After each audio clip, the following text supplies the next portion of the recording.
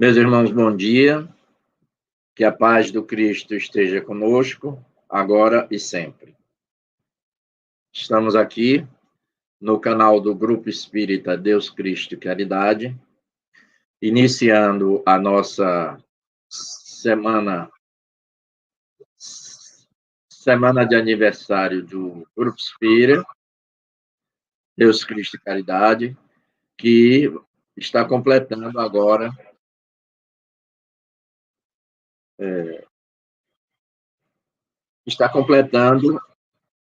96 anos. Ele foi fundado em 8 de abril de 1925. E para dar início ao nosso trabalho, nós vamos fazer a nossa prece, dizendo assim: Pai nosso, que estás no céu, santificado seja o vosso nome, venha a nós o vosso reino, seja feita a tua vontade, assim como venha a nós,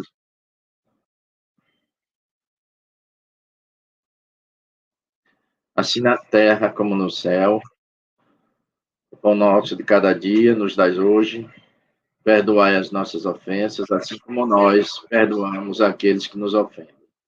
Não nos deixeis cair em tentação, mas livra-nos do mal, porque teu é o reino, o poder e a glória para sempre. Bom,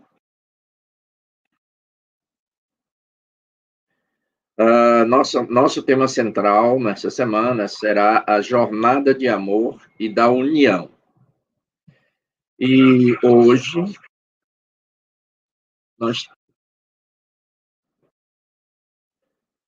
o nosso tema de hoje será unificação dos corações, que é unir e fraternizar, aproximar e solidarizar, união de esforços em direção ao amadurecimento espiritual. E nós teremos para esse trabalho o nosso irmão Agnaldo Paviani, ele que trabalha em São Paulo, na cidade de Votuporanga. Agnaldo é psicanalista, psicoterapeuta e hipnoterapeuta. É médium e escritor, com 35 livros editados. E é presidente do Centro Espírita Caminho de Damasco. É também terapeuta e escritor, né?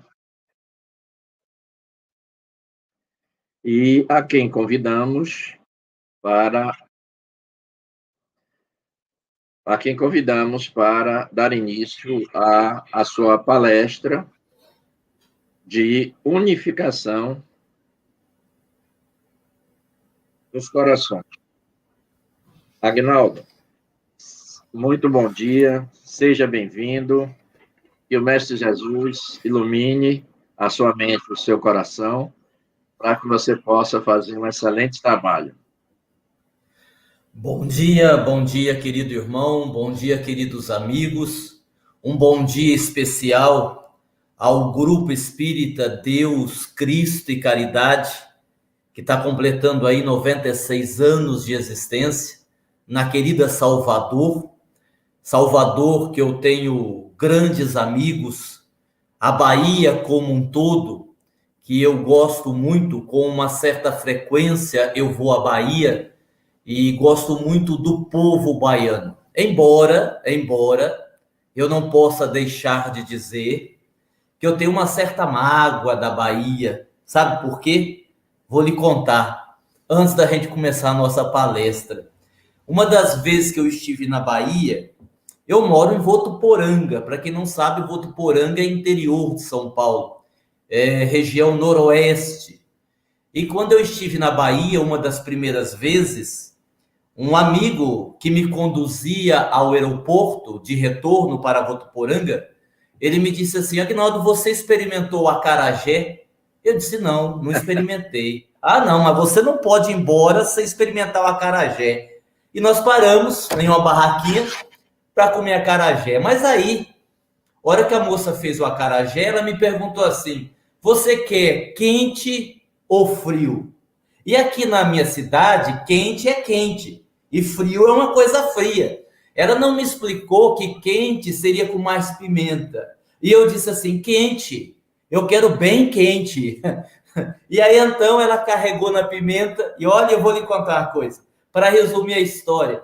Para mim conseguir chegar em Votuporanga, no aeroporto, no avião, porque eu comi. Aguinaldo, você comeu? Claro, o amigo estava ali, que inclusive pagou o acarajé para mim, e ele me dizia assim: tá uma delícia, não está? Eu não ia fazer a desfeita e falar que eu não estava conseguindo comer. Então, assim, deixando de lado essa marca da Bahia, fora isso, é um pessoal, são amigos que eu gosto muito, viu? É um prazer estar aqui para falar, para fazer a palestra, tá bom?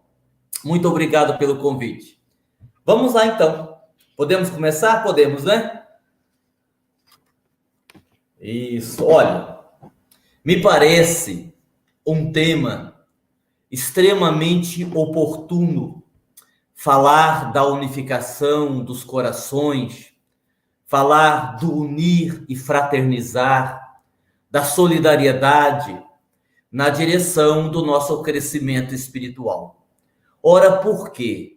Bom, porque é um tema sempre atual, sempre atual. A importância de unificarmos corações para que juntos possamos caminhar para uma humanidade mais feliz. Porque quando nós falamos em unificação, nós nos distanciamos do egoísmo.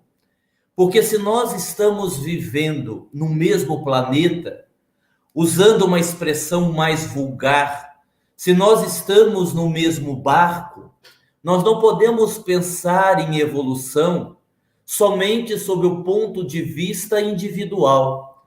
Também sob o ponto de vista individual, é claro, mas sobretudo pensando na humanidade. Somos espíritos em evolução, plural, como asseveraram os benfeitores espirituais a Allan Kardec, nas obras básicas da doutrina espírita. Então, esse mecanismo de solidariedade, ele precisa estar presente em nossos corações.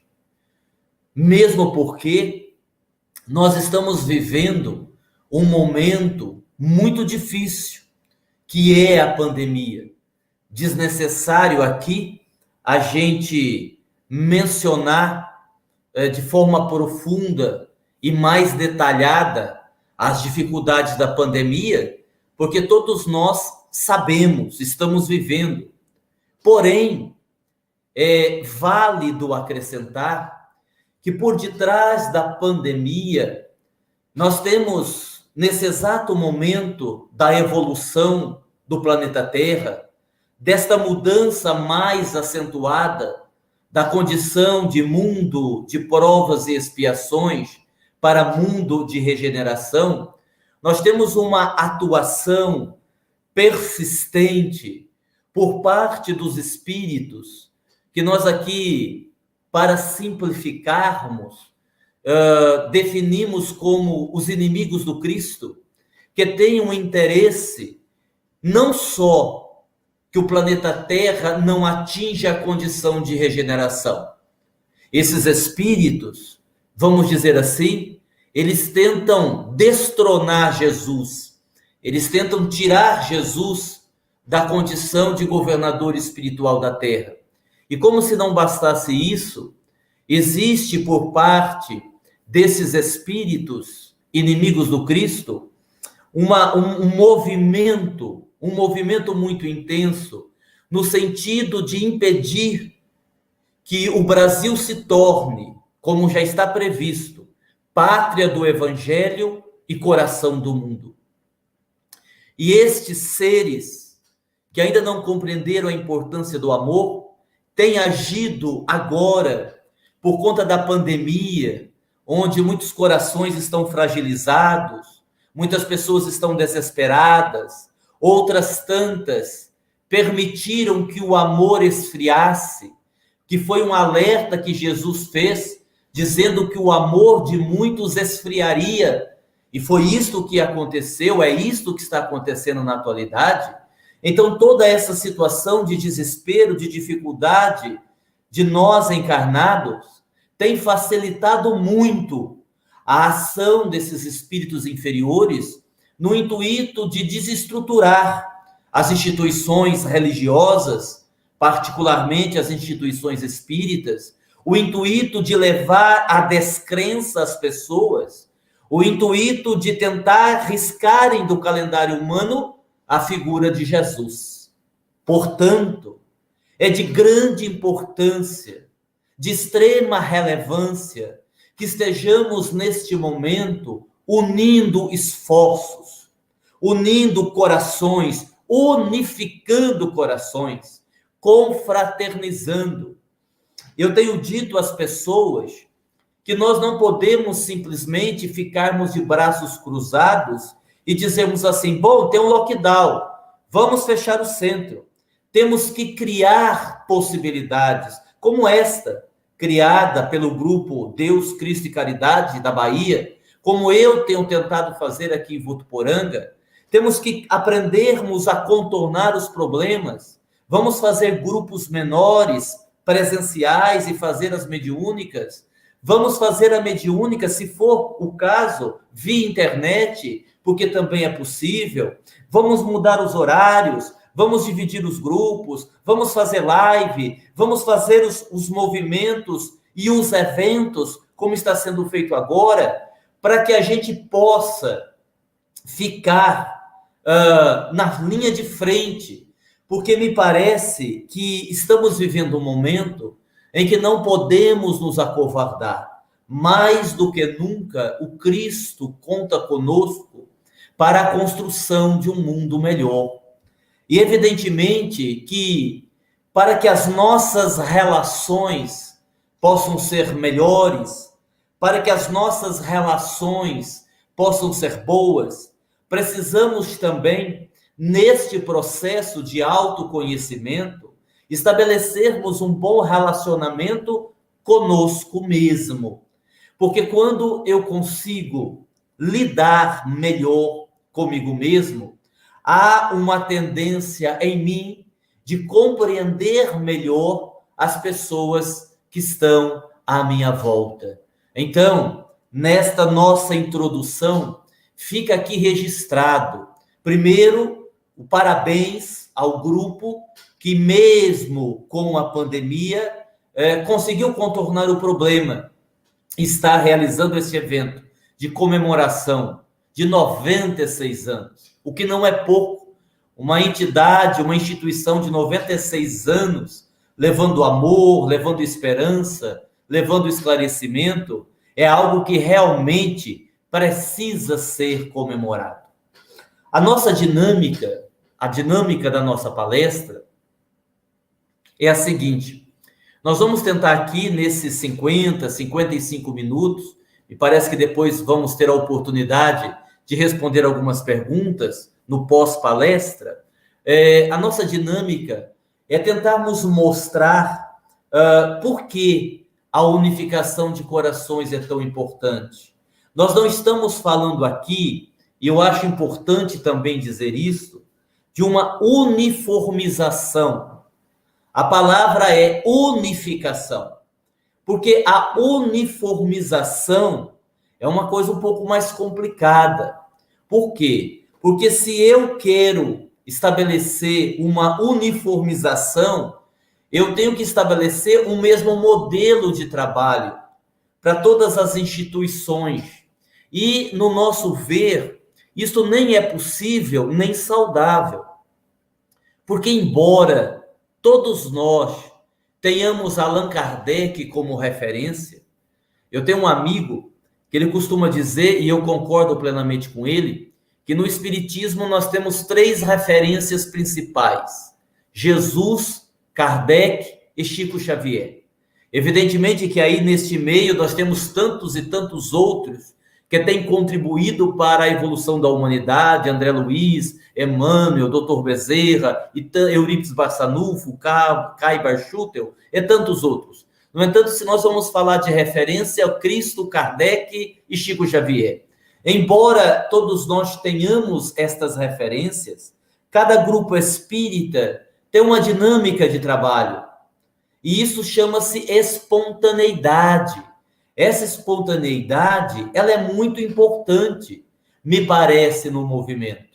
Existem casas espíritas que têm o passe convencional, outras que têm as marcas, outras tantas que o passe é no salão, outras que o passe é numa sala, e assim por diante. Isto não é o mais importante.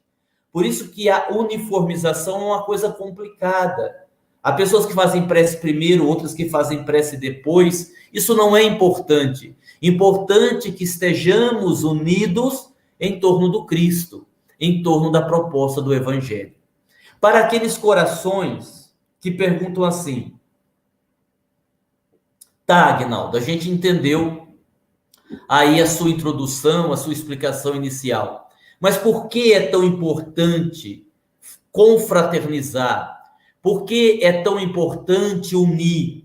Por que é tão importante trabalhar esta questão? Bom, e para responder esta pergunta, eu vou aqui colocar alguns itens que eu acho muito importantes. Primeiro, que a nossa referência maior é Jesus.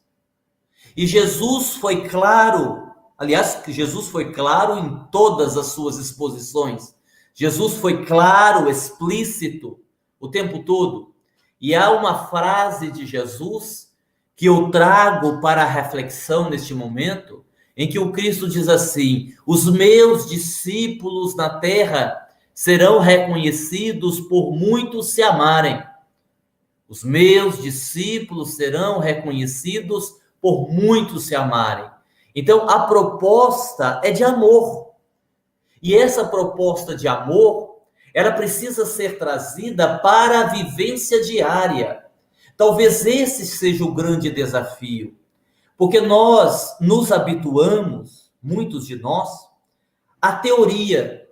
Então, falamos muito sobre o amor, pregamos muito o amor, lembramos que Jesus falou do amor. O amor está na nossa boca, mas nem sempre o amor está no nosso coração.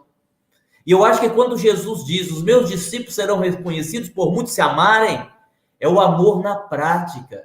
E olha, isso tem uma importância para a nossa própria evolução, isso tem uma importância até mesmo para o equilíbrio das nossas reuniões, sejam elas quais forem. Eu vou dar um exemplo. Existe um pensamento equivocado por parte de muitas pessoas que acreditam que os benfeitores espirituais, os espíritos superiores, protegem de forma irrestrita as nossas instituições espíritas. Não é bem assim. Sempre haverá proteção para qualquer instituição que se erga em nome de Jesus. Isto é fato. Isto é fato. Todavia, esta paz no interior das nossas casas espíritas, das nossas instituições, depende muito mais dos encarnados do que dos desencarnados. Porque se o nosso comportamento na relação uns com os outros é um comportamento de ciúme, é um comportamento de melindre, é um comportamento de competição. Ah, mas existe isso, Aguinaldo? Vixe! Né? Como diria o baiano, oxe! Né? Claro que existe. Às vezes os médiuns estabelecem competição uns com os outros. Esse tipo de comportamento, esse tipo de postura vai gerando na instituição uma fragilidade. E a partir daí permite permite que espíritos inferiores possam se infiltrar, inclusive nas reuniões mediúnicas, nas reuniões de desobsessão. Vou dar um outro exemplo. Um espírito obsessor, inteligente, com bastante capacidade mental, ele consegue, por exemplo, mudar a voz. Ele consegue até mesmo alterar o conteúdo da sua mensagem. Porque no livro dos médiuns, Allan Kardec nos esclarece que uma das formas de identificarmos o espírito inferior é a sua linguagem. O espírito superior não pode trazer uma mensagem medíocre, inferior. Só que existem espíritos inferiores que conseguem aparentemente trazerem uma mensagem supostamente elucidativa e ali semear discórdia. O espírito inferior, ele pode até mesmo mudar a sua aparência, tentando fazer parecer que é um espírito superior. Bom, diante disso, se o espírito pode mudar a voz, pode mudar a mensagem, pode mudar a aparência, como é que nós, enquanto médiuns, vamos ter a segurança de que não estamos sendo enganados por um espírito? Aí é que está o detalhe. Existe algo que um espírito inferior não consegue mudar, não consegue alterar, que é a sua vibração. A vibração de um espírito inferior é naquele patamar, ele não consegue camuflar. O problema, aí é o problema. O problema, se no grupo que nós estamos, é um grupo, né? Imagine assim, ó, acho que vocês estão enxergando minhas mãos aí, né? Estão enxergando, dá para ver minhas mãos aí? Dá, né? Ó, imagine aqui, o grupo está aqui, tá? O grupo de trabalho. Aqui está o espírito que pretende enganar o grupo. Olha aqui, ó, a vibração está aqui, ó, tá abaixo, o grupo está aqui. Mas imagine que nesse grupo tem melindre, caiu a vibração. Nesse grupo tem inimizades, caiu a vibração. Esse grupo, as pessoas não conseguem se amar verdadeiramente, caiu a vibração. Ó como ficou. No mesmo patamar do espírito inferior. Se isso acontecer no grupo, o obsessor vem, engana todo mundo e nós ainda vamos achar que foi um benfeitor que falou. Tá? Então aí a gente vai vendo a importância do amor, da unificação na prática.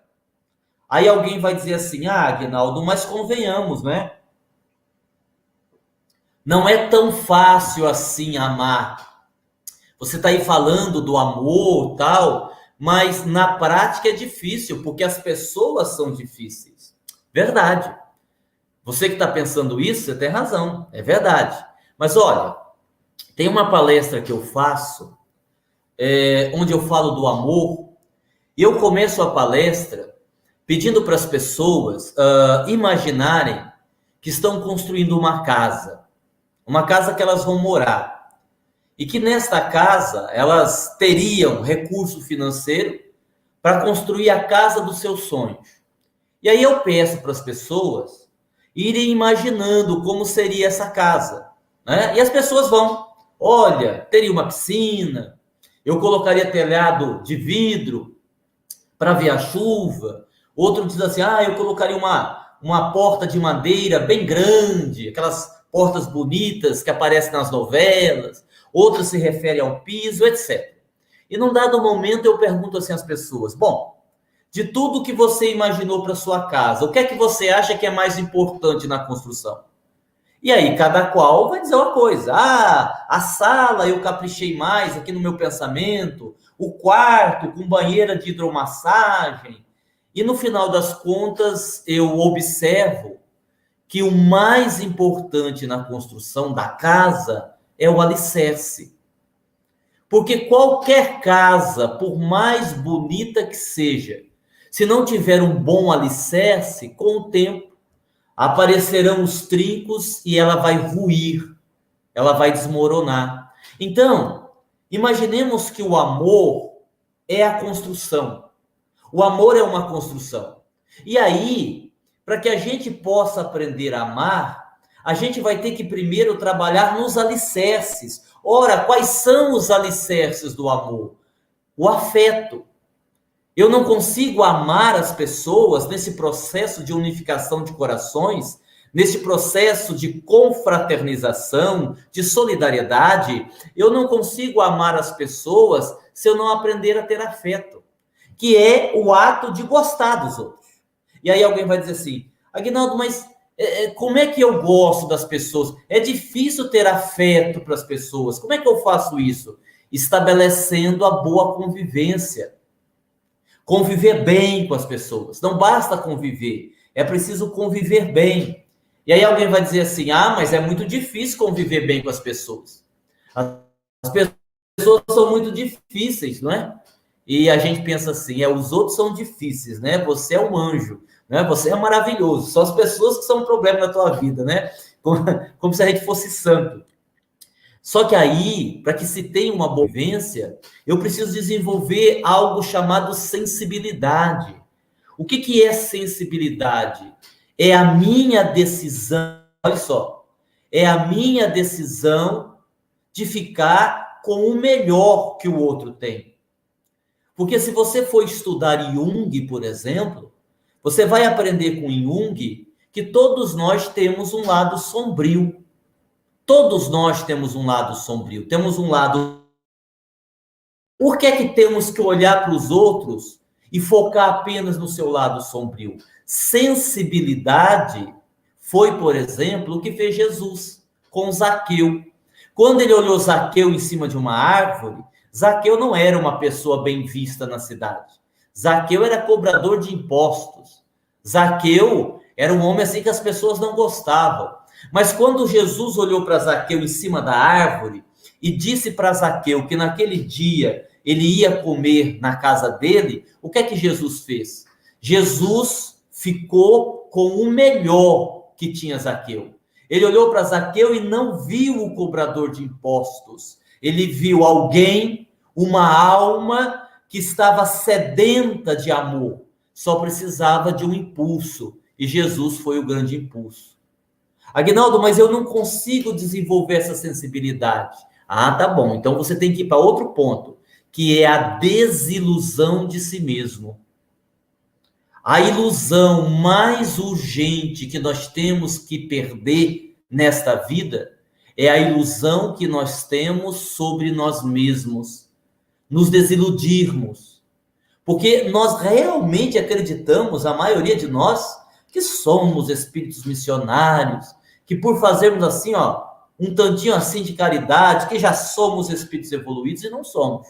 Então, observe, eu estou aqui como se eu estivesse dando uma receita, o que não é verdade, né? Porque não existe receita. Mas eu estou indicando os caminhos para você aprender a amar. Você que diz que amar é difícil, vá nos alicerces. Afeto, boa convivência, sensibilidade, desilusão de si mesmo. São processos que nos farão crescermos para o amor. E tem mais. Esse processo de solidariedade, essa atitude de estar próximo às pessoas, nos ajuda a vencer as nossas próprias doenças, as nossas próprias dores. Eu tenho vivido experiências no campo profissional, no campo espiritual também, assim, fantásticas. Vou dar um exemplo. Eu atendia uma jovem e ela estava mergulhada num processo muito doloroso de depressão. Era uma depressão que já a acompanhava há alguns anos e ela não conseguia se libertar do processo depressivo. E como ela era simpatizante da doutrina espírita, porque no campo profissional, evidentemente, a gente não fala de espiritismo, né? Porque estamos agindo como profissional. Mas como ela era simpatizante da doutrina espírita, eu tomei a liberdade de dizer assim a ela, olha, todo final de semana, nós temos lá na nossa casa espírita, no Caminho de Damasco, um atendimento, as famílias carentes, onde nós fazemos comida, servimos a comida, distribuímos para as pessoas levarem. Por que você não vai lá fazer esse trabalho de caridade, esse trabalho de solidariedade? E aí ela disse assim, não, eu vou. E depois ela me contou. Aí o que aconteceu depois, ela me contou numa outra sessão. Ela disse assim, olha, Aguinaldo, eu saí dali tão nervosa com você, porque eu pensei assim, poxa vida, eu venho aqui para curar minha depressão, eu venho aqui para tratar o meu problema emocional, ele fica mandando eu ir fazer sopa, ele fica falando para eu ir fazer caridade lá no centro, o que isso vai me ajudar? Para que eu vou fazer isso? Eu já tenho meus problemas para resolver, cada um com seus problemas. Olha só, a presença do egoísmo. No entanto, ela disse assim para ela mesma, mas se eu não for, depois o Aguinaldo vai ficar perguntando por que eu não fui, eu vou ter que ficar inventando desculpa. Ó, quer saber de uma coisa? Eu vou. Eu vou lá, para depois ele vai me perguntar, eu vou dizer, não, eu fui. Assim, para desencargo de consciência. E aí ela foi. Ela chegou lá, as pessoas estavam trabalhando, né?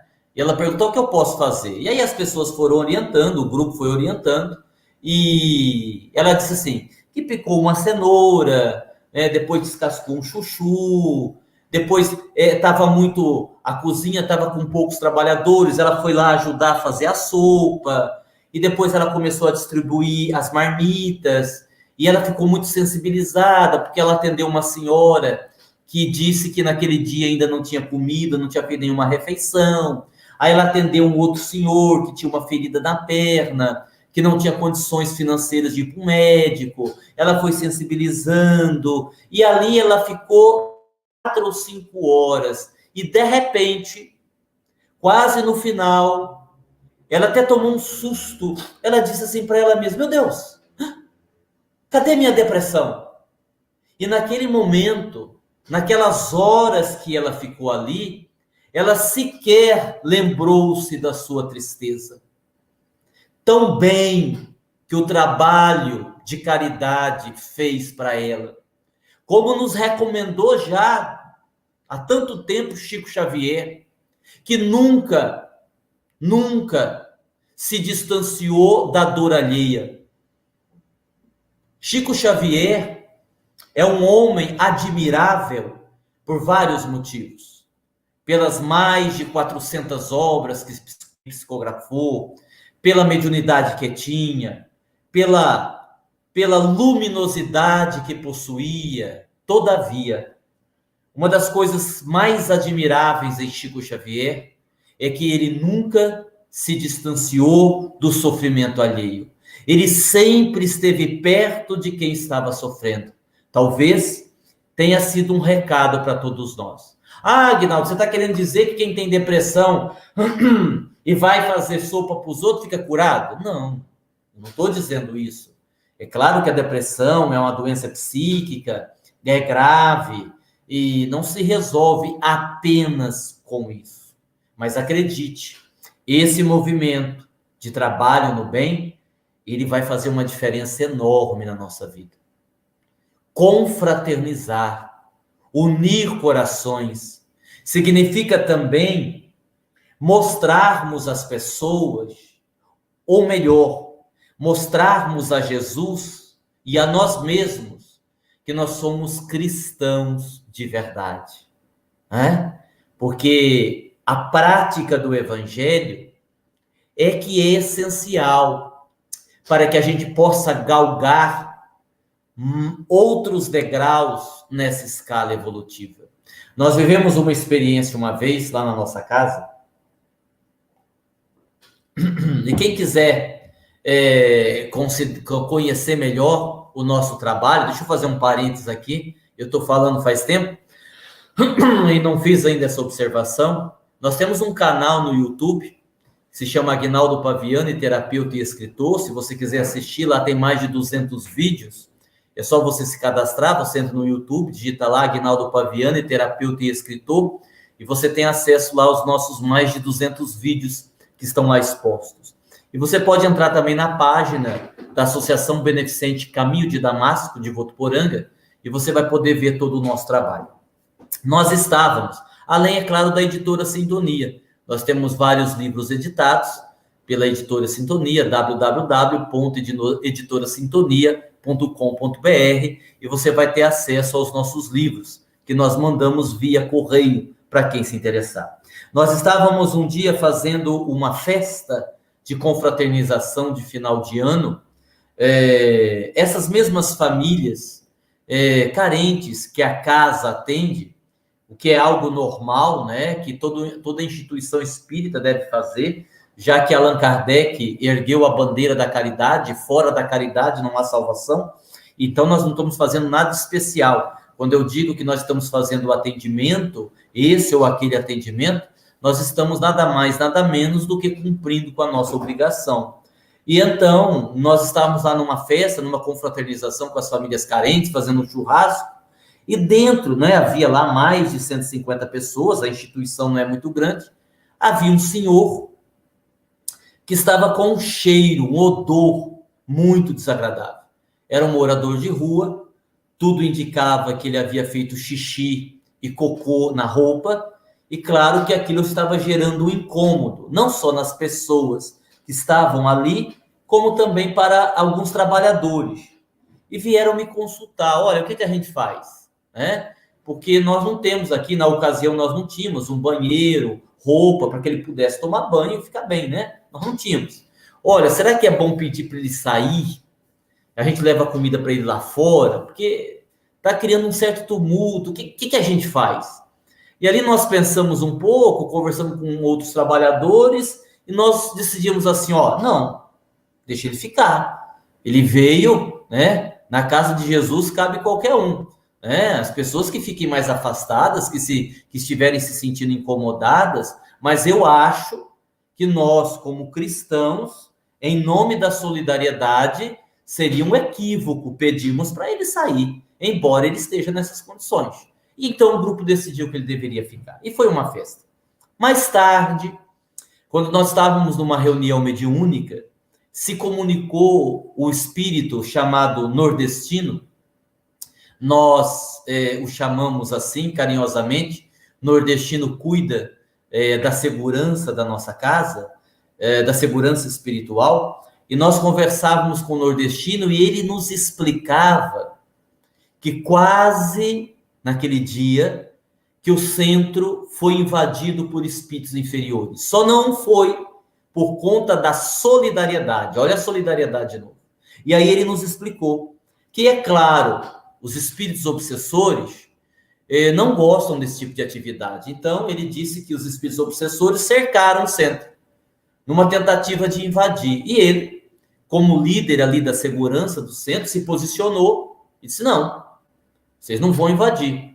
E o espírito, o líder, né, desse grupo, que queria invadir o centro, se colocou à frente e disse, não, nós vamos invadir. Porque eles não são verdadeiros cristãos. São hipócritas. É uma caridade de faz de conta. Se a gente apertar um pouco, eles mostram que não são cristãos nem aqui, nem em lugar nenhum. E o benfeitor disse assim, mais ou menos assim, olha, são espíritos em evolução. Então todos nós tropeçamos. Mas uma coisa é certa, todos que estão ali estão tentando ser melhores, estão tentando ser cristãos. E aí o obsessor disse assim, então você permite que eu faça um teste? Eu faço um desafio. Se eles repetirem no teste, se eles não conseguirem ser cristãos, nós invadimos. Se eles conseguirem ser cristãos, nós vamos embora. E disse o benfeitor, e aí, meu filho, eu concordei. Então, os espíritos inferiores induziram, inspiraram o homem a entrar dentro do centro, para observarem o que vocês fariam. E se vocês tivessem tido a infeliz atitude de colocar o homem para fora, seria a carta branca para eles entrarem dentro do centro e criarem uma confusão danada. Então, olha só como a gente tem que estar atento, como a gente tem que estar vigilante e tentando. Eu sei que não é sempre que a gente consegue, mas a gente tem que se esforçar bastante. Em minha opinião, uma das maiores dificuldades no que diz respeito a sermos cristãos, a sermos verdadeiramente espíritas, um dos grandes desafios é justamente a convivência. Porque se a gente não aprender a conviver, ter afeto, compreender, perdoar, aceitar, em nome do Cristo, em nome da instituição, essa coisa de unificação fica um pouco sem sentido. Ela não é real. Ela não é real. Ela tem que ser vivenciada nas nossas atitudes de todos os dias para que se torne uma coisa robusta, para se torne uma coisa forte, não é? Um slogan que realmente tenha força, tenha peso neste nosso movimento espírita. Afinal de contas, como nós dizíamos no início da transmissão, nós não iremos conseguir fazer nenhum processo evolutivo sozinhos. Nós não conseguiremos evoluir sem compartilharmos, sem ajudarmos e sermos ajudados. A gente precisa desenvolver a percepção de que sempre teremos pessoas iguais a nós, pessoas melhores do que nós e pessoas inferiores a nós, no que diz respeito ao processo evolutivo. Sendo assim, qual é a dinâmica? A dinâmica é que todos nós precisamos contar um com os outros. Isso chama-se solidariedade. Darmos as mãos. Nós temos um livro, se vocês me permitem fazer aqui uma divulgação, peço licença, é que eu me lembrei do livro agora. Ele se chama Contato Imediato. É escrito pelo espírito José Lázaro. E ele aborda justamente essa questão. José Lázaro vai narrando no livro as atividades de uma casa espírita, as atividades dos trabalhadores e como as divergências vão criando espaços para as obsessões. Agora, eu me refiro aqui às divergências negativas, porque quando a gente fala da harmonia na instituição, não significa todo mundo concordar com todo mundo. Lá no nosso centro ninguém reclama de nada. Todo mundo segue de cabeça abaixo o que determina o dirigente. Bom, então é obsessão. É obsessão. Nós podemos divergir, nós podemos discutir, nós podemos ter uma opinião diferente, só não podemos nos tornarmos inimigos por causa disso, não é? Eu posso discordar, mas eu devo discordar com amor. O que normalmente acontece, e é muito ruim, é que nós temos o quê? Nós temos uma falsa harmonia, uma pseudo-harmonia. Porque você faz uma reunião de diretoria, todo mundo concorda, aí quando chega em casa, pega o telefone, um liga para o outro, você viu fulano? Você viu Bertrano? Miserável, ele disse isso, e a gente faz uma fofoca danada, criando uma dificuldade na instituição espírita. Dr. Klaus, um dos dirigentes da nossa instituição, ele costuma dizer que tem faltado a nós, cristãos, mais olho no olho, honestidade emocional, falarmos do que estamos sentindo, falarmos da dificuldade, embora isso possa criar um problema, mas é criar um problema para logo depois criar a solução.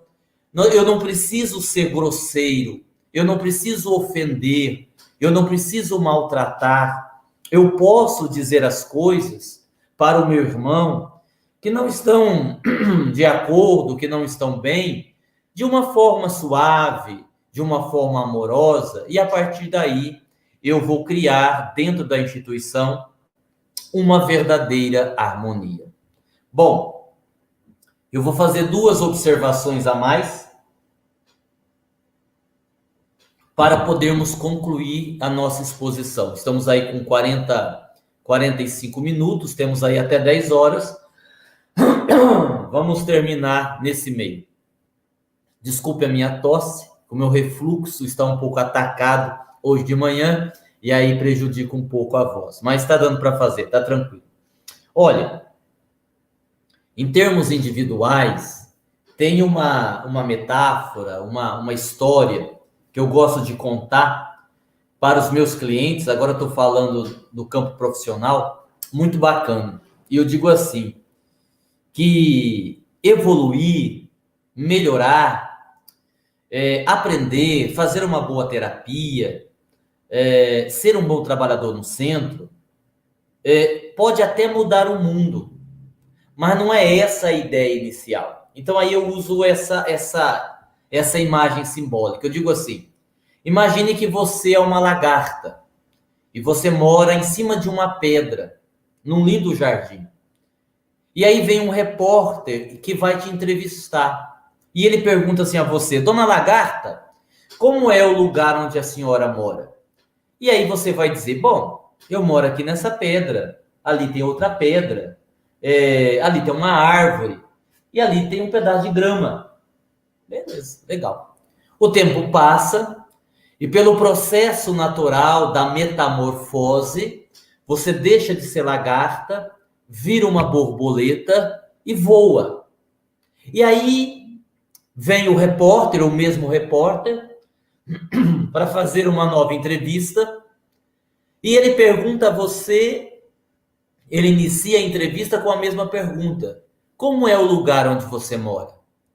E embora o jardim seja o mesmo, você vai dar uma resposta completamente diferente. Olha, tem várias pedras, tem um jardim, são várias árvores, tem um gramado a perder de vista. Que interessante, o jardim é o mesmo. E por que a sua visão mudou? Porque com a metamorfose, deixando de ser lagarta e virando uma borboleta, obviamente, você voou e pôde ter uma visão mais ampla do jardim. É o nosso objetivo nesse processo de evolução. Quando nós melhoramos, quando nós aprendemos a ser solidários, a sermos caridosos, nós temos uma outra visão, uma amplitude da nossa vida, uma visão mais ampla dos outros e uma visão mais ampla do mundo. Nós entendemos, por exemplo, que a pandemia, no seu aspecto espiritual, tem uma lógica, tem um sentido. Estamos vivendo, usando a expressão do Cristo, o final dos tempos. Estamos vivendo, na linguagem espírita, o processo de transição planetária. Embora aparentemente estejamos vendo o caos, Jesus continua no comando. E cabe a cada um de nós sermos mais solidários, mais fraternos e irmos ao encontro dos corações mais aflitos, dos corações mais desesperados, daqueles que estão à espera, sim, de comida também, mas estão à espera de uma mão amiga, estão à espera de um abraço, estão à espera de uma palavra que possa estimulá-los a continuar vivendo. Os índices de suicídio aumentaram assustadoramente nesse período de pandemia. O próprio lockdown, necessário para que se evite a contaminação, tem levado muitas pessoas à depressão, à ansiedade, à síndrome do pânico. É bem verdade que em grande parte desses casos as pessoas já traziam em si mesmas aquelas lutas, e a pandemia foi o gatilho que jogou isso para fora. Então, mais do que nunca, o Cristo nos convida a sermos mais solidários, a sermos mais amigos, a sermos mais fraternos, a julgarmos menos as pessoas, compreendendo que cada um está num grau evolutivo diferente, que algumas pessoas só conseguem dar aquilo que têm. Termos esta compaixão em relação àqueles que não correspondem às nossas expectativas. Eis aí o nosso grande desafio. Eis aí a nossa grande luta. Criarmos condições para que o reino de Deus se estabeleça na terra, sem nos esquecermos que para que o reino de Deus se estabeleça na terra, é preciso que primeiro encontremos o reino de Deus dentro de nós, como asseverou Jesus. Porque a mudança do mundo começa na nossa mudança interior.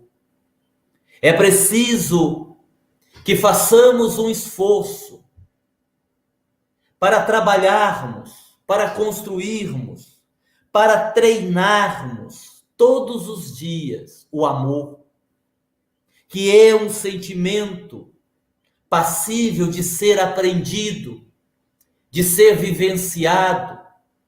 Exercite a sua alma. Da mesma forma que um corpo frágil, mirrado, numa academia, depois de um tempo fazendo exercícios, torna-se um corpo musculoso, podemos também atuar na musculatura da nossa alma. Podemos todos os dias ir para a academia de Jesus, que é o Evangelho, e a partir dali, através dos treinamentos, do afeto, da compreensão, da sensibilidade, da desilusão, nos tornarmos fortes no amor, nos tornarmos fortes na solidariedade. Que os nossos corações possam, de fato, se unirem em nome do Evangelho, em nome de Jesus.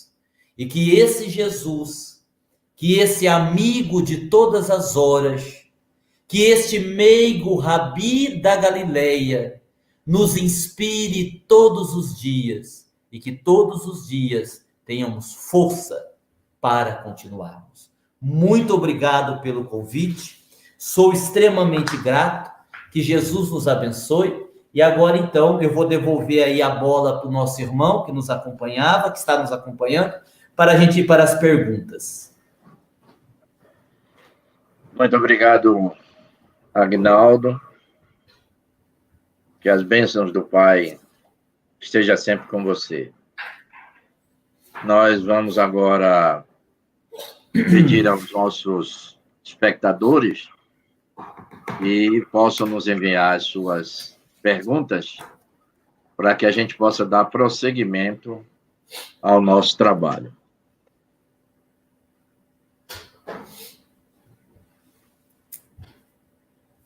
Muito bom. Vamos nós ser tão heterogêneos, com pensamentos e atitudes tão diferentes, nos unir para esse trabalho na seara espírita, em que há uma necessidade de união de mentes e corações? Perfeito, uma excelente pergunta. Veja, nós não precisamos ter essa homogeneidade na casa espírita, falando do grupo da casa espírita. Por quê?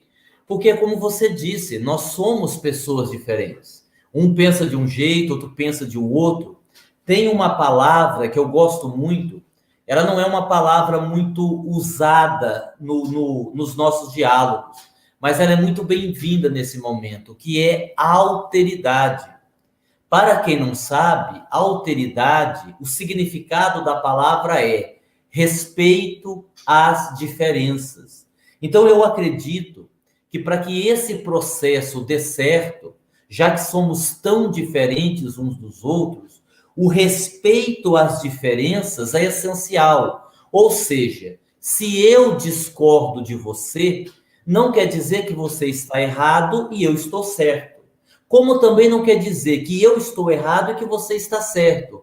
Eu simplesmente discordo de você. E eu não posso levar a discordância, e esse é um dos grandes problemas, eu não posso levar a discordância para o campo pessoal. Ah, fulano, vou pegar aqui um exemplo, que é uma discussão muito grande, e nesse sentido. Olha, fulano acha que Chico Xavier não é a reencarnação de Allan Kardec. Eu acho que Chico Xavier é a reencarnação de Allan Kardec. Pô, eu também não vou conversar mais com ele, não. Não é por aí o caminho, entendeu? Esse é o problema. Nós não somos inimigos, nós estamos na mesma direção. Existem alguns temas na nossa doutrina espírita que realmente ainda são muito polêmicos, como esse que eu citei, né? E daí? Isso não é essencial. Então, finalizando a resposta, como fazer se somos tão diferentes para unir corações?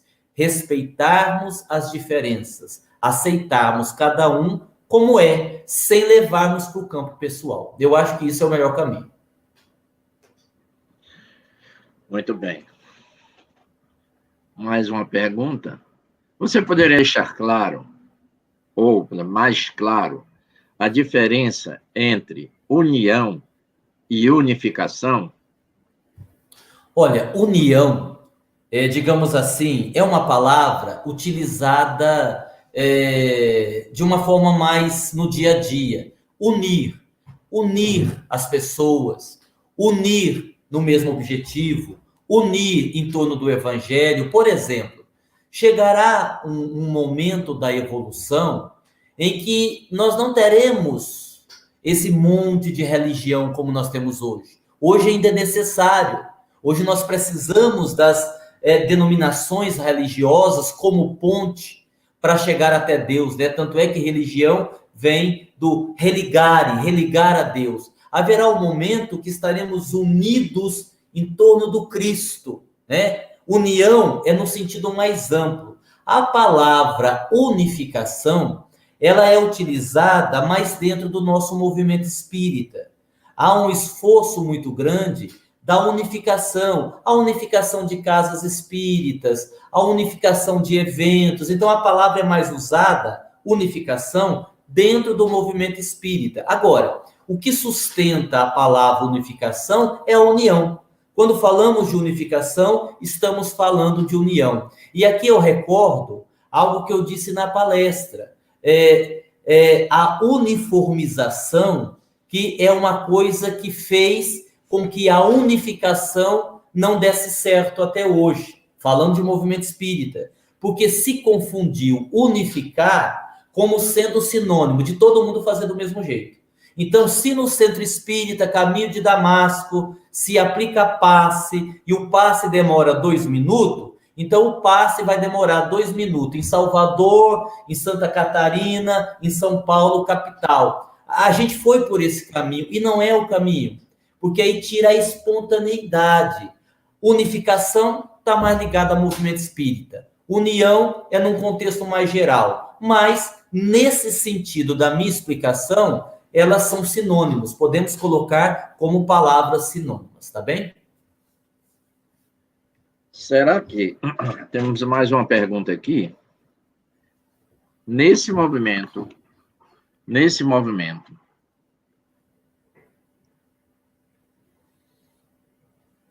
pandêmico, em que nos é solicitado a separação física.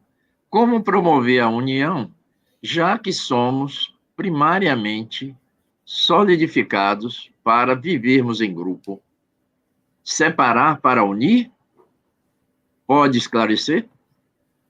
Bom, eu acho assim, que a humanidade está em stand-by. Né? Eu acho que é essa palavra que se diz, né? Eu não sou muito bom com essa linguagem de computador. Nós vivemos um momento, sobretudo, de reflexão. Nós fomos criados para estarmos juntos, né? Sem dúvida alguma. Está lá nas leis morais, lá no livro dos Espíritos. Todavia, será que nós estávamos... E aqui, veja, não estou falando de mim, de você, eu estou aqui genericamente falando, tá? Será que nós realmente estávamos Nós somos criados para viver em sociedade, para nos abraçarmos, para tocarmos, ainda mais brasileiro, baiano, italiano, né? São povos que gostam muito do contato, né? Eu sou italiano. Mas será que nós estávamos? Até que ponto esse momento da pandemia, que nos obrigou a ficarmos distantes, em nome de um amor, né? Porque evitando o contato que eu vou evitar a transmissão, será que nós realmente vivíamos esse amor? Olha, por exemplo, o índice de violência com o lockdown aumentou. O índice, violência, eu me refiro violência doméstica. O índice de violência doméstica aumentou. O índice de divórcio aumentou. O índice de mães arrancando os cabelos por causa dos filhos aumentou. E as mulheres que não aguentam mais ver o marido dentro de casa aumentou muito, né? E assim, num tom de brincadeira, o que a gente percebe então? Que a nossa família, que o nosso lar não era o local para o qual nós queríamos voltar. Por quê? Porque quando nós somos convidados a ficarmos dentro de casa, nós também tivemos outras oportunidades. A gente se distanciou de algumas pessoas, mas indo para dentro do lar, a gente teve a oportunidade, está tendo a oportunidade de uma convivência mais estreita, né, com o nosso filho, de uma convivência mais estreita com o nosso marido, com a nossa esposa. E a gente está descobrindo o quê? Que a gente não dá conta disso. Então, me parece que este momento de suspensão, e é um momento de suspensão das relações, serve principalmente para a gente refletir assim: eu realmente amava, eu realmente estabeleci uma relação de afeto, ou era mais assim uma questão mecânica, era mais uma questão que eu já estava acostumado? Então, me parece que é para a gente aprender isso, né? E que a gente possa aprender, sem dúvida alguma. Muito bem. Vamos lá. Agnaldo, bom dia. Que o mestre amado Jesus te ilumine em Fortaleza. Muito até você fala sobre amadurecimento espiritual em relação o que devemos fazer em relação sobre isso, essa questão do amadurecimento. Olha, nós podemos voltar um pouco nas nossas reflexões, estou dizendo voltar para o passado, e lembrar a figura de Sócrates, na proposta do conhece-te a ti mesmo. O amadurecimento espiritual, ele vai se dar dentro dessa proposta.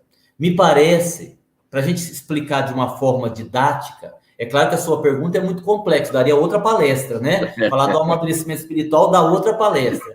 Mas assim, para a gente simplificar, para a gente resumir, o amadurecimento espiritual consiste em fazermos esse processo de autoconhecimento, identificando as nossas mazelas, as nossas imperfeições, as nossas dificuldades, e a partir daí entrarmos nesse processo de reeducação emocional, né?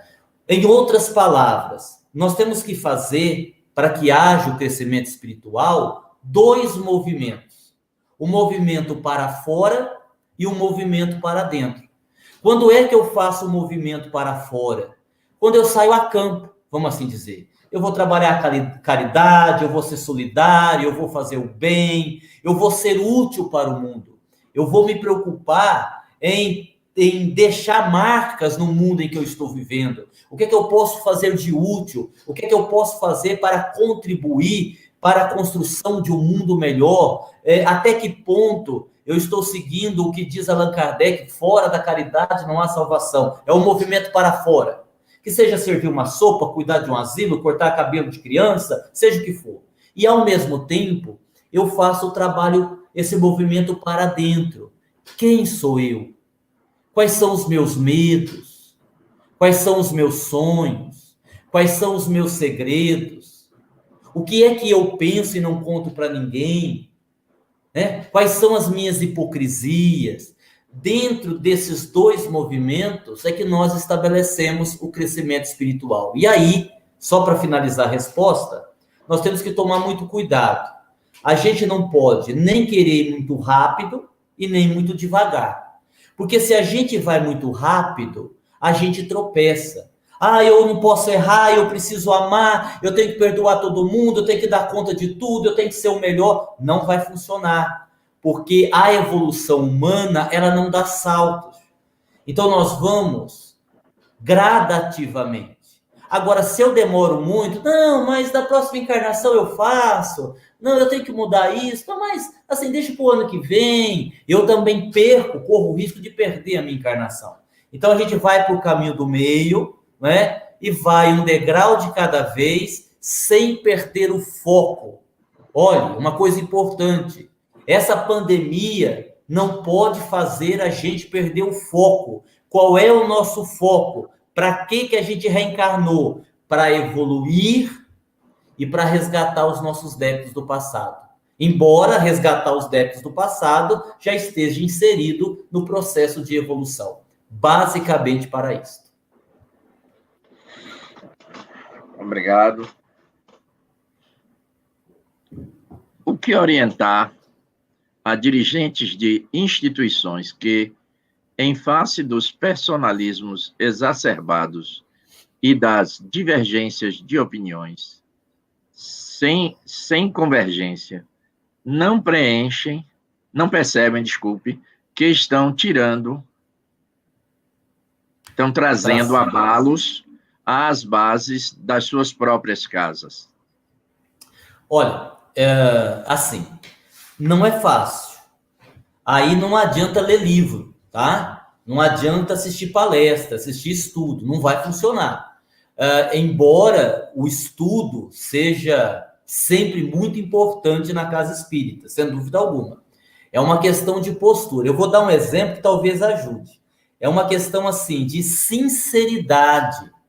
Mas para você ter uma sinceridade no grupo, sem gerar melindres, você precisa trabalhar esse grupo. Então, por exemplo, aqui no Caminho de Damasco, tem alguns estudos que a gente não faz só o estudo. A gente pede para a pessoa falar, para a pessoa se expor, para a pessoa dizer o que ela pensa, para que a gente possa criar um clima de amizade sólida. Eu acho que é isso que falta. Às vezes, a gente segue muito à risca o que diz o estatuto, o que diz a norma de diretoria. Olha, isso. Chegou 8 horas, fez a prece, teve a palestra, tomou o passo, tomou água fluidificada para casa. Pá, acabou. Tá? A gente tem que quebrar um pouco isso. Por exemplo, visitarmos uns aos outros.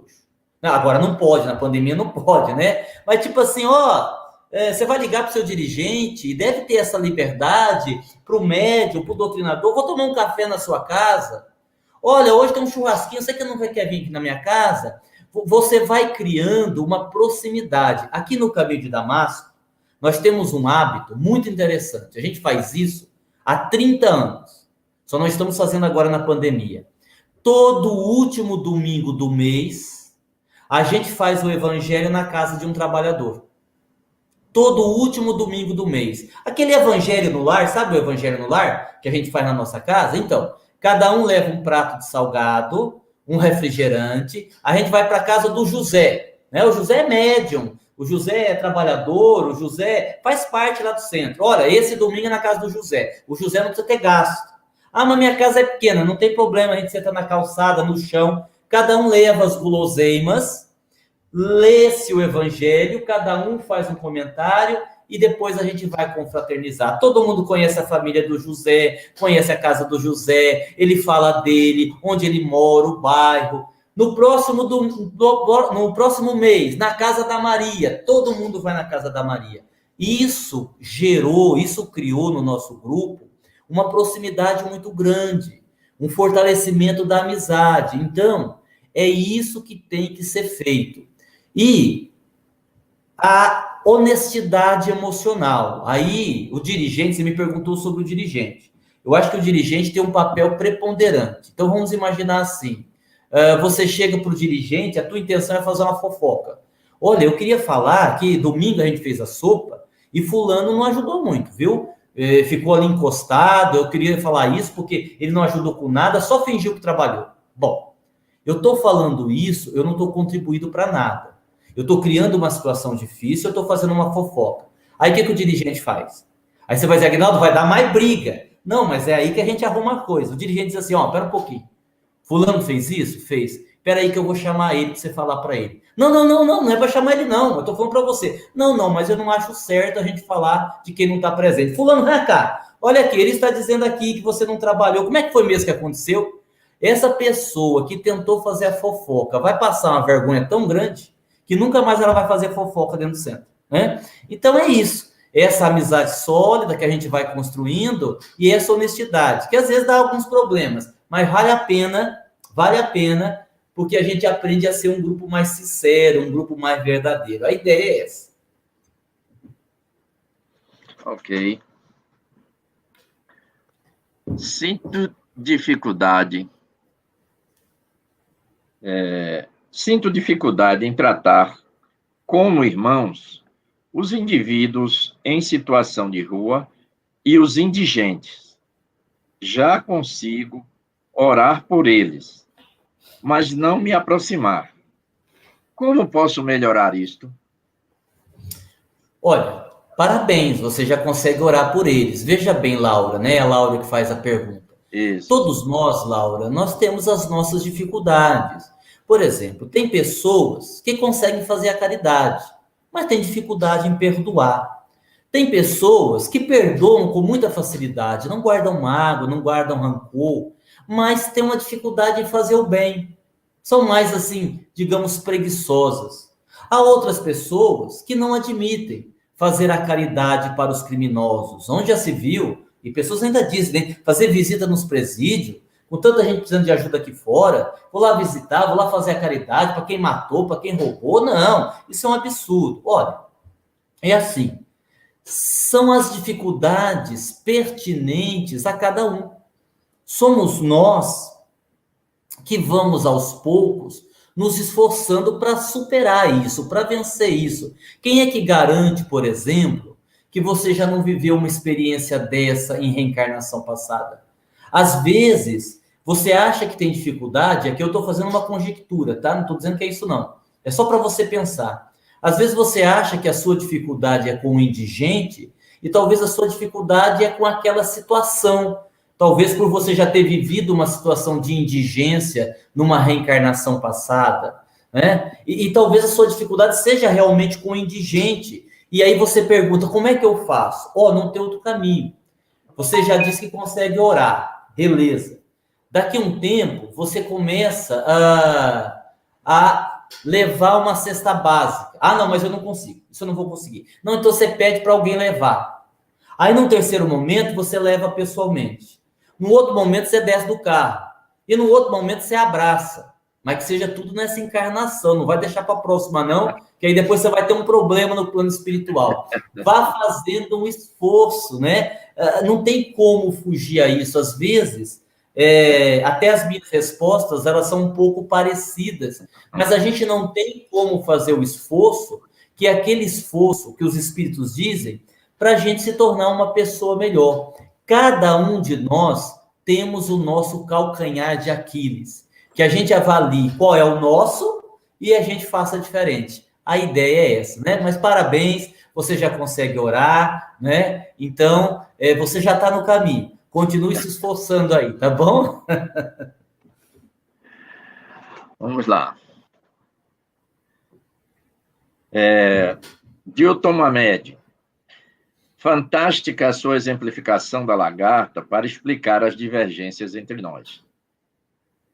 Depende do ângulo em que estamos visualizando algo, ou um problema. Isso é correto? Perfeitamente, exatamente. Por exemplo, quando nós estudamos a PNL, a programação neurolinguística, a gente vai encontrar a expressão do mapa. Cada um de nós temos o mapa do nosso mundo. Mas esse mapa do nosso mundo não é a realidade, é o nosso mapa. E esse nosso mapa, ele foi construído com base nas experiências que eu trouxe de encarnação passada, nas experiências que eu vivi na infância, na bagagem que eu trago, nos traumas que eu trago. Então, cada um de nós estabelece um mapa de acordo com as suas próprias experiências. É por isso que é muito difícil, é muito complicado você julgar alguém.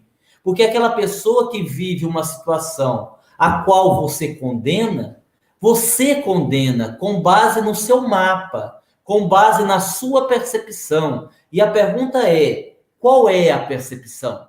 A percepção de determinada pessoa, por exemplo, há pessoas que cometem um crime e o repórter vai entrevistar e ele diz assim, não, matei mesmo. Olha, se fosse preciso eu matava de novo. E a pessoa diz, gente, mas a pessoa não se arrependeu, como é que ela pode falar isso, não tem remorso? Não, por causa do seu nível evolutivo. O espírito José Lázaro, no livro Consciência Emergente, ele diz assim, isso é resumido, tá? É só para ficar mais fácil didática. Existem 3 tipos de pessoas na vida. As pessoas, e desses 3 tipos de pessoas, uma sofre. Os outros 2 grupos não. Primeiro, as pessoas que estão na consciência de sono ou na hibernação consciencial. São aquelas pessoas que vivem a vida material. Comem, bebem, dormem, fazem sexo. Né? A coisa tá feia. Faça um churrasco. Olha, tá devendo muito. Vou tomar cerveja. Vivem um nível de inconsciência. São pessoas que, sob o ponto de vista espiritual, sequer deram início à evolução. Não sofrem. Existe um outro grupo de pessoas que são aqueles que têm a consciência desperta ou iluminada. São aqueles espíritos que já transcenderam, não é? Que não são mais afetados pelas mediocridades humanas. Uma Madre Teresa, uma Irmã Dulce, um Chico Xavier. E aí no meio tem quem? Tem nós. Quem somos nós? Nós somos aqueles que temos a consciência emergente. O que é a consciência emergente? Nós estamos no meio.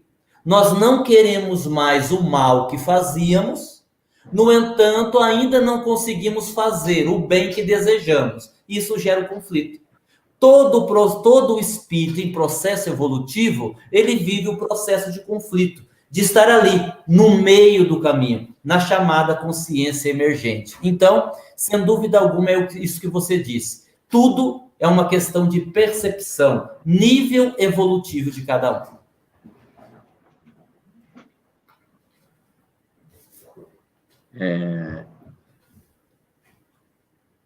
Em outras grandes epidemias, ou melhor dizendo, pandemias, que houveram, foi uma forma de transitoriedade planetária necessária também? Quando a gripe espanhola levou milhões e milhões, e a peste negra? Ok, eu vou tentar responder de uma outra forma. Veja, quando a pessoa diz assim, olha, foi Deus que quis que a humanidade vivesse essa pandemia, lidasse com o vírus Covid-19? Não, não foi Deus que quis. Bom, mas se não foi Deus que quis, por que ele permitiu? Então vamos lá. Em nível individual, o que nós aprendemos com os espíritos? Que nós atraímos para nós aquilo que é necessário para a nossa evolução, ok? Então, é a mesma coisa de perguntar assim, todos os sofrimentos que eu vivo na Terra, eu precisaria viver? Não, se já tivesse aprendido o que tem para aprender, não. Né? A gente pensa assim, eu escorreguei na casca de banana, fraturei o fêmur e fiquei 4 meses em cima de uma cama. alguém teve que me dar banho, alguém teve que me dar comida, e eu tive que aprender a ser humilde. Ou seja, a casca de banana estava programada na minha existência?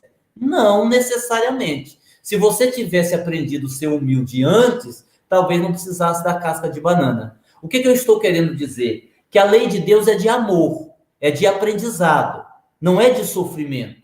Nós só sofremos quando não aprendemos. Quando nós aprendemos, nós dispensamos o sofrimento. Em termos de humanidade, depois de séculos e séculos e séculos, o homem destruindo a natureza, a corrupção, as guerras, a violência. Se você fizer uma análise dos últimos 200 anos, é tenebrosa o caminho que a humanidade vem fazendo. Então, por uma necessidade evolutiva, já que o homem, o ser humano, ainda não aprendeu a amar, ele atraiu para si a Covid-19.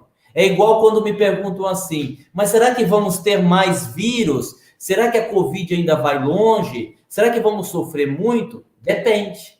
Aí depende de quê? Do que a humanidade está experimentando. Então, você se refere a outras pandemias, a peste negra e tudo mais, tudo tem uma razão de ser. Nós tivemos, por exemplo, algumas décadas atrás, o surgimento do vírus HIV, devido à forma irresponsável que o ser humano estava lidando com a sexualidade, com o sexo. E olha, e o vírus vem ceifando vidas até hoje, né? E aí alguém vai dizer assim, então todo mundo que morre com HIV ou que morre de Covid é porque tinha que aprender alguma coisa? Olha, não é quem morre. Todos nós estamos aprendendo alguma coisa. Quem é que vai pegar o Covid-19? Então, deixa eu explicar isso. Eu acho bastante importante essa explicação. Existem 3 formas de você pegar Covid. 3 formas. A primeira, a negligência. É óbvio. Se você não usa máscara, se você não usa álcool, você vai para festa, você vai para balada, claro que você vai adquirir. E aí vai responder como um suicídio. Suicídio indireto. Porque toda vez que você é negligente com a vida, toda vez que você expõe a sua vida sem necessidade, você responde como suicida, tá? Segunda situação que pode acontecer, está na sua programação reencarnatória. Pode acontecer sim, pode ser uma programação reencarnatória, você já reencarnou dentro desse processo, você já sabia que viveria a experiência por uma necessidade evolutiva sua, particular. Ou ainda, isso é muito importante, quando nós somos descuidados com o nosso padrão vibratório. Porque, tem uma coisa chamada imunidade. O teu padrão vibratório é a somatória do que você pensa, do que você faz, do que você sente. Então, se você é uma pessoa pessimista, negativa, está com medo exagerado, está desesperado, vive de mau humor, você baixa o seu padrão. Obviamente, baixando o seu padrão vibratório, você baixa a sua imunidade. E aí, lógico, você fica mais exposto, não só ao vírus da Covid, mas a qualquer vírus, a qualquer doença. Então, vou finalizar a resposta, que eu fui aqui por um outro caminho, que eu queria explicar isso. Sim, todas as pandemias que aconteceram até hoje estavam dentro de processos evolutivos necessários para a humanidade, mas lembrando que não foi Deus, que foi a própria humanidade que criou para si essa necessidade, por não ter mudado o quanto deveria mudar. Só como lembrança, Agnaldo, isso está no Livro dos Espíritos, né? Pronto, exatamente, bem lembrado, exatamente, está mesmo. Ok. Alba Souza. As atividades online para ajuda a nós e aos outros solicitam de cada um maior concentração? Isto pode propiciar um crescimento para unificar a nossa sintonia por estarmos em locais diferenciados? Olha, sem dúvida, sem dúvida. Veja bem, você vai fazer uma prece. E aí alguém diz assim, fecha os olhos para fazer a prece. Ah, mas eu preciso fechar os olhos para fazer a prece? Não, você pode fazer a prece de olho aberto. Bom, mas por que me mandam fechar os olhos? Para você não se distrair, né, com o que está acontecendo à sua volta, só por isso. É claro que se nós estamos fazendo uma reunião, cada um na sua casa, a dificuldade de concentração, ela se torna um pouco maior, pelas questões naturais. Você está na sua casa, alguém bate a porta, alguém liga a televisão, se você não estiver sozinho, né? Você está no quarto, pula um gato na janela, pula em cima do telhado. Então, são fatores que, sim, vão nos distrair com mais facilidade. Então, aí haverá uma necessidade de uma maior concentração, só por causa disso. Porque, ó, só para você ter uma ideia, nós temos uma live de terça-feira, que é a live de tratamento espiritual. Um tratamento espiritual que a gente faz à distância. Dr. Klaus é o espírito que faz as cirurgias espirituais aqui na nossa casa. Como não podemos atender, ele atende aí 300 pessoas toda terça-feira. Como nós não podemos atender presencialmente, nós fazemos um tratamento à distância. Então a gente começa a live 3 horas toda terça-feira, e aí ao vivo nós temos a 400, 500 pessoas que são atendidas pela equipe espiritual. À medida que a gente vai fazendo a palestra, elas estão nas suas casas, São Paulo, Rio de Janeiro, em qualquer lugar do Brasil, porque através da prece, através da própria live, se estabelece uma conexão fluídica e os benfeitores, através dessa rede energética, eles vão ao atendimento desobsessivo, espiritual, até mesmo as cirurgias espirituais. Aí o que nós fizemos? Pegamos um grupo reduzido e durante a live deixamos funcionando. Mas como é que vocês fizeram para não ter contaminação? Pegamos um doutrinador e um médium num canto, outro médium, outro doutrinador no outro canto, outro médium, outro doutrinador, outra sala, todos com máscara. Então, à medida que eu vou fazendo a live e a equipe vai saindo para atender, tudo distante. Os casos mais graves, que têm uma obsessão, eles vão trazendo para o centro e os médios vão incorporando. Então, nós temos, ao mesmo tempo, um trabalho à distância, que tem um resultado fantástico, as pessoas comentam, e temos um trabalho presencial. Então, respondendo a sua segunda pergunta, porque você fez duas, sem dúvida alguma, isso que nós estamos fazendo hoje, unifica.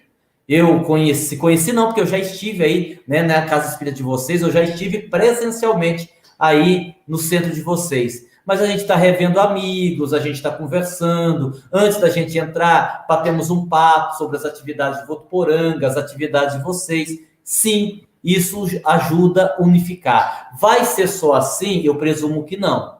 Eu acho que no futuro, porque tem uma coisa muito importante, tem gente dizendo assim, mas então, se dá tudo para fazer pela internet, não há necessidade da gente ir no centro, né? Não, pare com isso. Pare com isso. Não. Nada vai substituir o presencial. Nós temos que ir lá. Quando passar a pandemia, temos que ir lá. O que provavelmente vai acontecer? Que vocês vão fazer e que eu também vou fazer. Depois de terminar a pandemia, nós vamos manter as atividades online. Vamos voltar com as atividades presenciais e vamos manter algumas atividades online, que é para ajudar as pessoas que, por alguma razão, não podem estar no centro. Certo? Aguinaldo, nosso tempo está se esgotando. Exato. E nós vamos encerrar o nosso trabalho. Nós queríamos agradecer muito a você pela gentileza, a disponibilidade que você teve em dispensar esse tempo conosco. E agora que a gente tem um meio menos dispendioso, nós gostaríamos de preveni-lo que nós vamos abusar um pouquinho mais da sua paciência, tá certo? Fique à vontade, à vontade. Outra coisa, eu não sei se existem ainda outras, é provável que existam outras perguntas, e eu queria pedir sua autorização, você me mandar seu e-mail, para que a gente enviasse essas perguntas das pessoas e você pudesse aí dar as respostas dentro das suas possibilidades, evidentemente. Tá certo? Não, sem dúvida alguma. Sem dúvida alguma. O pessoal pode mandar para o meu e-mail, né? aguinaldopaviani@gmail.com. Já estou passando ao vivo. Tá certo. Aguinaldo Paviani, tudo junto, @gmail.com. Teria o maior prazer em responder as perguntas que ficaram para trás. Bom, então, pessoal, vamos todos unir, agora vamos unir e unificar, não é? Unir em pensamentos e unificar em ação, não é? As nossas mentes, os nossos corações, agradecendo mais uma vez a Aguinaldo pela sua disponibilidade, pedir a Deus que o ilumine, que o fortaleça, agora e sempre, e que possamos, em outras oportunidades, estar juntos. Assim sendo, dizemos assim: Pai nosso,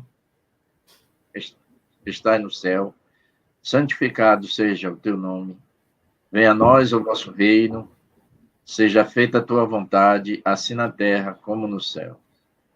O pão nosso de cada dia, dai-nos hoje, perdoai as nossas ofensas, assim como nós perdoamos àqueles que nos ofendem. Não nos deixeis cair em tentação, mas livra-nos do mal, porque teu é o reino, o poder e a glória para sempre.